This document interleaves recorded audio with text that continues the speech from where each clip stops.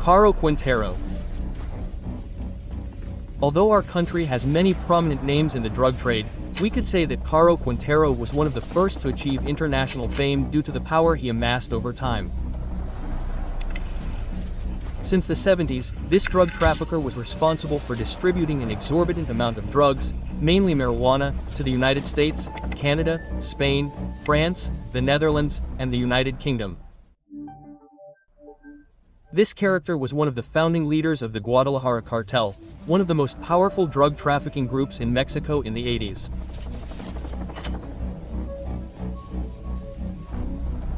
This drug trafficker, who is famously known only as Quintero, was one of the main people responsible for the murder of DEA agent Enrique Kiki Camarena in 1985, which led to an intense persecution by the governments of Mexico and the United States. Today we are going to learn the story of this powerful drug trafficker. We invite you to subscribe to Efecto Capital to continue watching content like this. Let's get to know Caro Quintero up close. Let's go back to the origins of this mysterious character. Rafael Caro Quintero is a Mexican drug trafficker who was born on October 3, 1952, in the tiny community of Noria Badiraguato, in the state of Sinaloa, Mexico. Coming from an extremely humble family, Rafael was the first of 11 children and his father was a cattle rancher. Caro Quintero's luck changed when his father died at the age of 13 and he had to take charge of the family. After surviving for a few years, at 18 he started as a truck driver and met Pedro Aviles Perez, a drug trafficker who would introduce him to marijuana cultivation. Like all great drug lords, Caro Quintero did not make it overnight.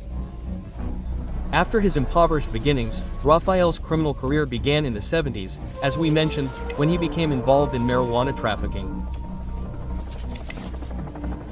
In a very short time, Caro Quintero became one of the main drug traffickers of his time and was one of the founders of the Guadalajara Cartel, along with other important drug traffickers such as Miguel Ángel Felix Gallardo and Ernesto Fonseca Carrillo, known as El Padrino and Don Neto, respectively. The Guadalajara Cartel became one of the most powerful drug trafficking groups in Mexico during this decade by controlling drug trafficking routes to the United States and establishing alliances with other cartels and criminal groups. Caro Quintero was mainly in charge of marijuana trafficking, but he also got involved in other aspects of the business, such as growing and processing drugs.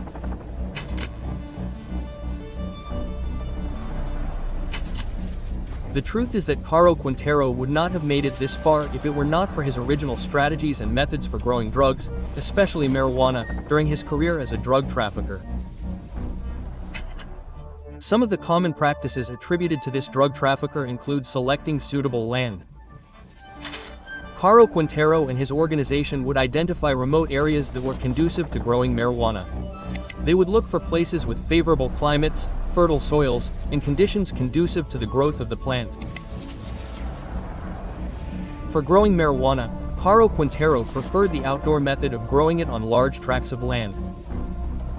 This allowed for greater growth of the plants and large-scale production. Use of advanced cultivation techniques.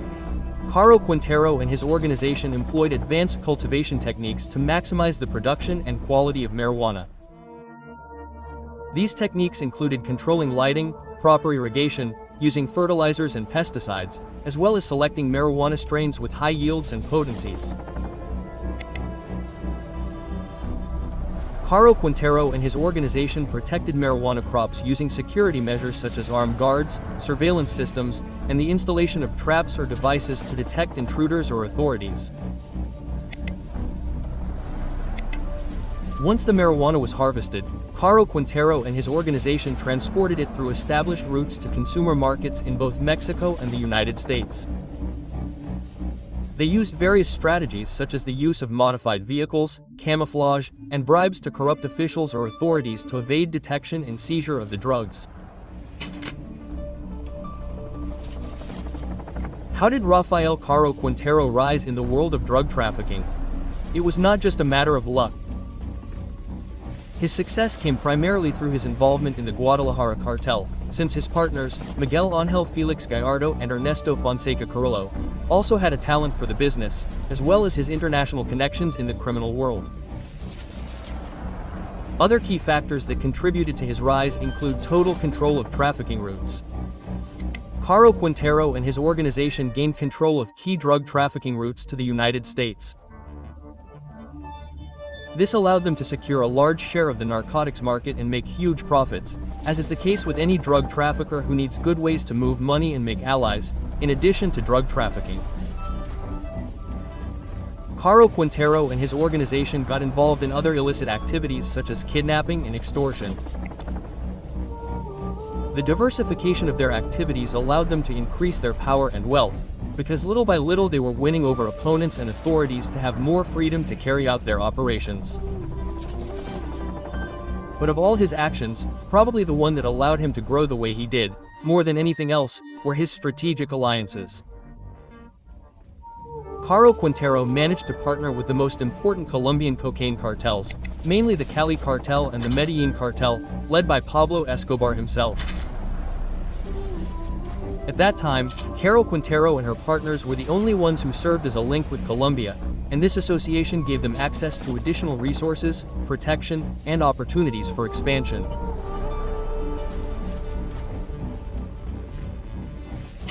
Although it is said that most drug traffickers enjoy the company of hundreds of beautiful women due to their money and power, Quintero's life involved three great loves: Sarah Cosio, Diana Espinoza Aguilar, and Maria Elizabeth Linzes Lerma, the mother of his four oldest children and his first wife. Not much is known about Maria Elizabeth de Lerma, except that she was born in Culiacán, Sinaloa, and that she was one of the main accomplices in Caro Quintero's financial network, along with the four children they had together: Hector Rafael, Roxana Elizabeth, Enoch Emilio, and Mario Gibran. Sarah Cosio Vidawari was his most controversial partner, daughter of the former Secretary of Education in Jalisco. Sarah came from a wealthy and powerful family and frequented nightclubs and restaurants. It was during one of these events that she and Rafael met. Few details are known about this romance, but we do know that the couple was still together when Kiki Camarena was murdered, which we will tell you about later. Caro Quintero had to go on the run. The drug trafficker decided to flee with Sarah, and although her family reported her as kidnapped, it was confirmed that she followed him of her own free will. In fact, she had a lot to do with a crucial moment in Caro Quintero's life, but let's not ruin the surprise. Finally, Diana Espinoza Aguilar entered Caro Quintero's life.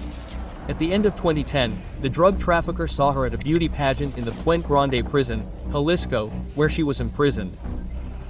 Rafael was drawn to the beauty queen and looked for a way to meet her, and the relationship began. After Diana was released from prison, she continued visiting Caro Quintero to strengthen their love. We previously discussed the murder of Kiki Camarena.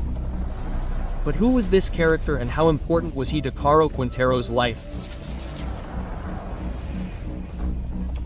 Rafael Caro Quintero and DEA agent Enrique Kiki Camarena had a tragic encounter that led to a shocking event in the history of drug trafficking. In 1985, Kiki Camarena was conducting an investigation into the activities of the Guadalajara Cartel, of which Caro Quintero was known to be a prominent leader. Camarena's investigation posed a threat to the cartel's interests and its drug trafficking operations. That's why on February 7, 1985, Kiki Camarena was kidnapped in Guadalajara, Mexico, allegedly by members of the cartel. They subjected him to brutal interrogation and torture for several days before he was murdered. His death caused a shock in both Mexico and the United States and prompted a vigorous response from authorities to capture those responsible. Rafael Caro Quintero was quickly identified as